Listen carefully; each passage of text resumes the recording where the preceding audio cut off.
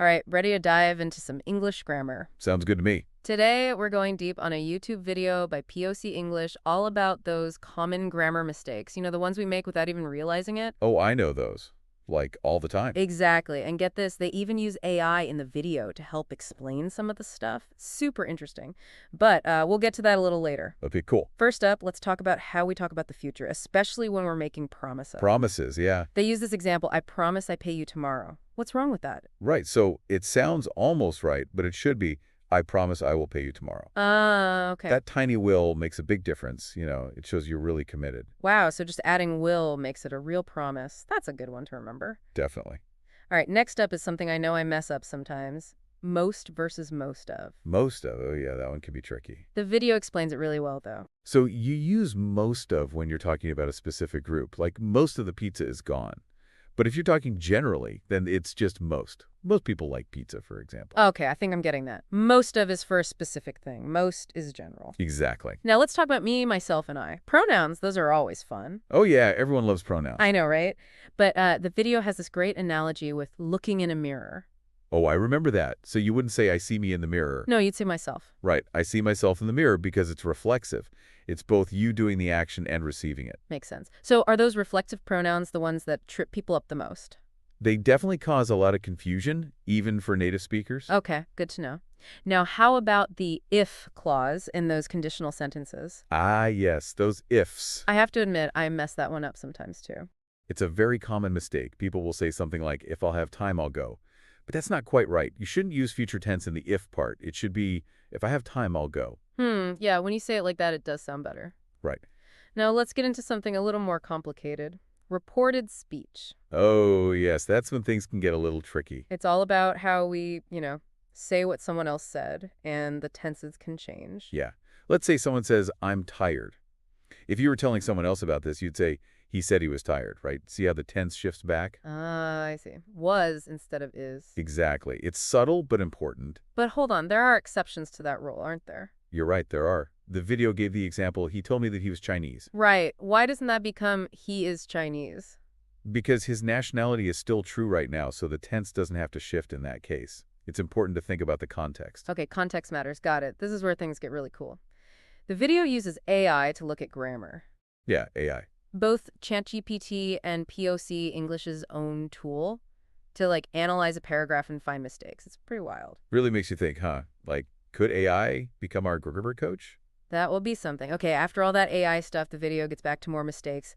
This one is used to versus be used to or get used to. Used to. Oh, I see where this is going. They use a tennis example, like I used to play tennis versus I am used to playing tennis. Right, so used to means you did it in the past, but you don't anymore.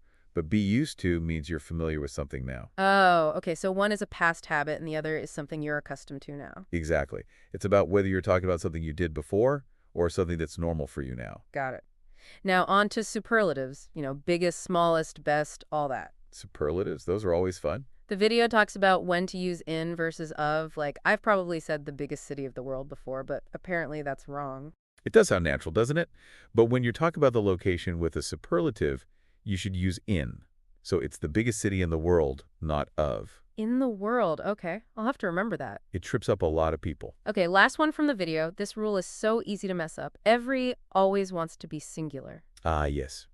So it's every Saturday, not every Saturdays. Every Saturday is correct. You got it. It seems simple, but I bet a lot of people get that wrong. You'd be surprised. Every Saturdays just sounds wrong now that I think about it. It does, doesn't it? I mean, it kind of sounds like a crazy weekend-long party. Maybe that's how to remember it. Every Saturdays, the never-ending party. But seriously, that singular versus plural thing is important. Definitely. It can really change the meaning of what you're trying to say. And to really make things interesting, POC English ends the video with a little bonus challenge. Oh, a challenge. I love those. They give you the sentence, I have good knowledge of German, and ask you to find 2 mistakes. 2 mistakes, huh? I have good knowledge of German. Did you spot them?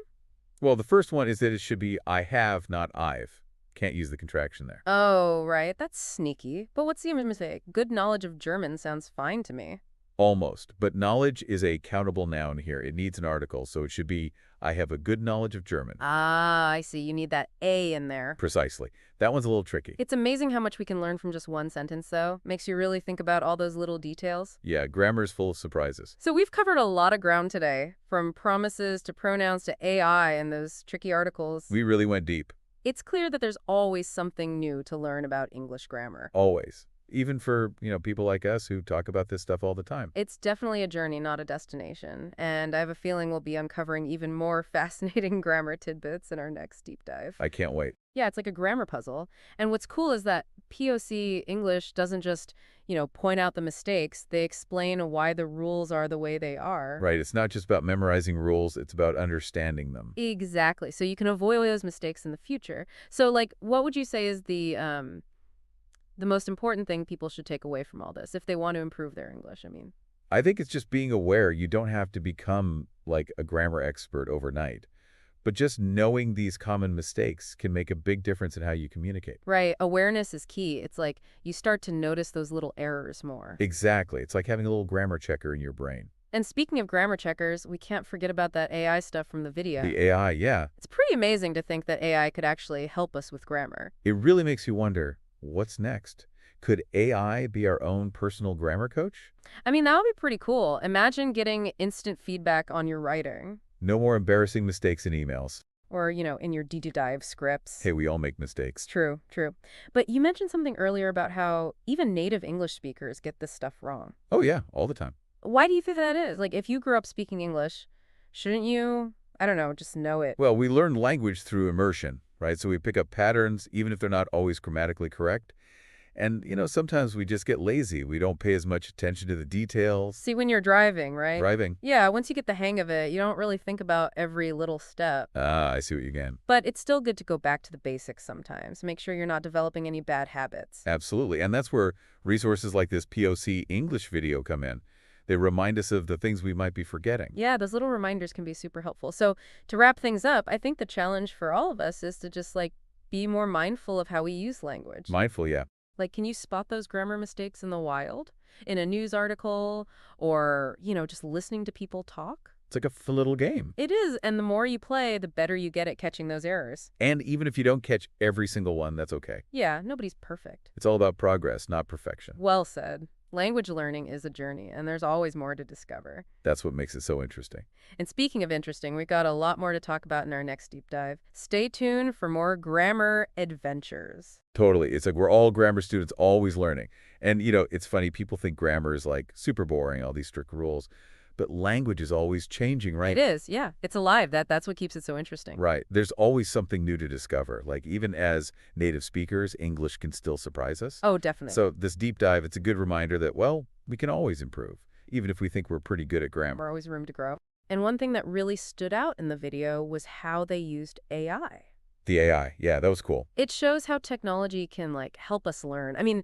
Imagine if AR could be our personal grammar coach. Wow, yeah, it could give us instant feedback, tailor lessons just for us. Exactly. That's pretty amazing to think about. What if everyone had the tools to communicate really well, That would be incredible.